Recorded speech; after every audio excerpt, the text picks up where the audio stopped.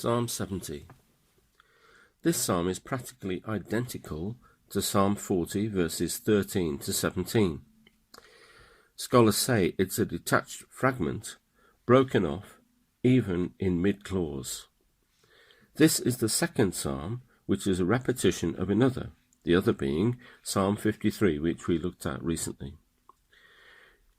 Duplication is probably because there are different compilations of the Psalters, as we have said before. Let's look at the title of Psalm 70. It is again to the chief musician, or the precentor, and its designation is a psalm of David. It also says it's a psalm to bring remembrance. With God, to remember is to act, and so this psalm lays before God a situation that cries out for his help.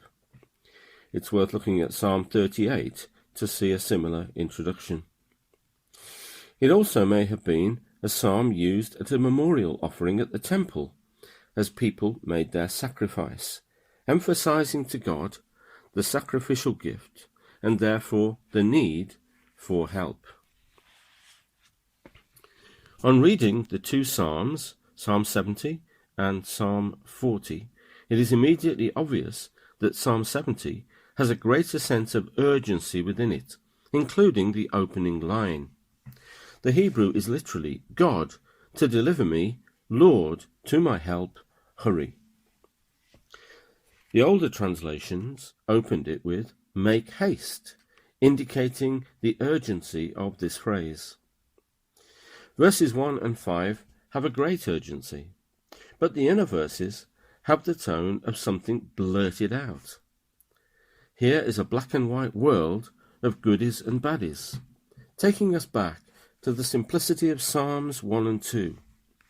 Life has no greys. There is the world of falsehood, or sin, and the world of truth, or the righteous. And we see in this psalm the psalmist longing for God's judgment, an oft-repeated theme of the Psalms. His judgment will show up everyone for what he or she really is. Again, as in Book 2 generally, this verse, and in fact the whole psalm, uses Elohim generally for God and not Yahweh. O God, to deliver me. O Lord, to help me. Hasten is one way of looking at this verse. It is a fitting thing for us to cry out to God day after day for deliverance and help. I know that some people believe that it's somehow wrong in the middle of a crisis to shout out to God, Lord help me, and we've often heard people say the only time you ever ask God for anything is when you're in trouble. But Jesus himself said, ask and it shall be given you. God longs for people to ask him in their troubles for help. Our own frailty and the many dangers we face make this a constant necessity, and it's not something that we should hold back from doing. Verse 2. We see in verse 2 two of the changes from this psalm, Psalm 70, and Psalm 40, particularly Psalm 40 verse 14. The word together, after ashamed and confounded, is left out. And also, this verse omits to destroy it after seek after my soul. Perhaps they've been left out because here is a man in a hurry. He has an urgent need, therefore he only uses necessary words. His enemies wanted to put his faith to shame, so he earnestly prays that they may be disappointed. At God's judgment, if not earlier, the enemies will be put to shame, and they will know God's everlasting contempt. The psalmist makes the point that when others seek to turn others back from the right path, it is God who draws them back from the point they were aiming for. The psalmist is tightening the language used, in contrast to Psalm 40, verse 14. Moving on to verse 3. Let them be turned back is milder in the Hebrew than Psalm 40, where it says, let them be desolate, turned back. and turned back is used in Psalm 6 verse 10, Psalm 56 verse 9, and is much stronger than the word used in Psalm 40. The phrase aha, aha is a term of insolent abuse. It was meant to taunt. It was meant as a scorn and a sting to the victim. There is malevolence and malice in these words. It shames those who taunt in this way and will be turned back on them by God. The phrase here, for a reward, is probably a copyist error.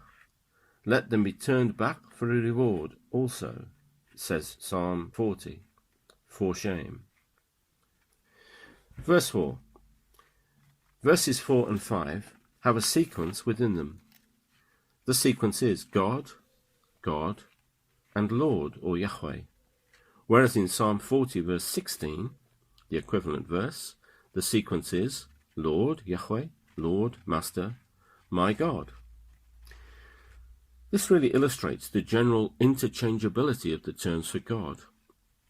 Anger against enemies must not make us forget our friends. A true worshipper shall have cause for joy. Even in very dark situations, seeking God will bring light with it. For those who know God's grace, there will always be not only joy, but an impetus to tell others of their joy and call upon people to give glory to God.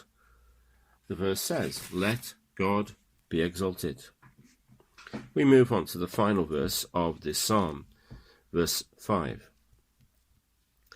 This psalm uses the term huzah, hasten, whereas in Psalm 40 verse 17, the term used is yahasob, take thought.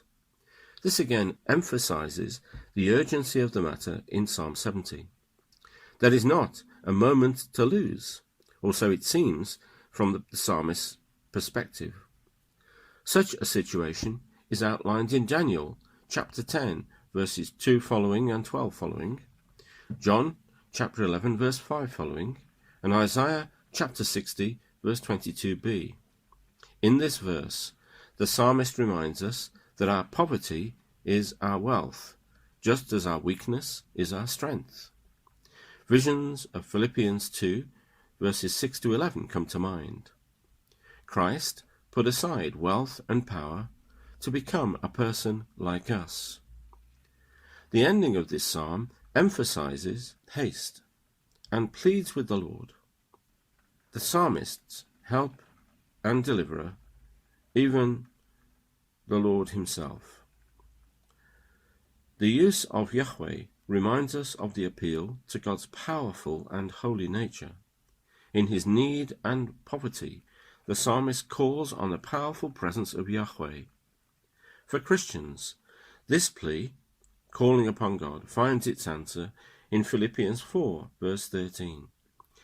I can do all things through Christ who strengthens me. As we call upon Jesus for help, we can know that he will give us the power and the strength to face and overcome all things. So let's sum up the ideas within Psalm 70. This psalm offers an urgent plea to God. In a situation of torment, the psalmist cries out to God to deliver him from the mockers and the abusers.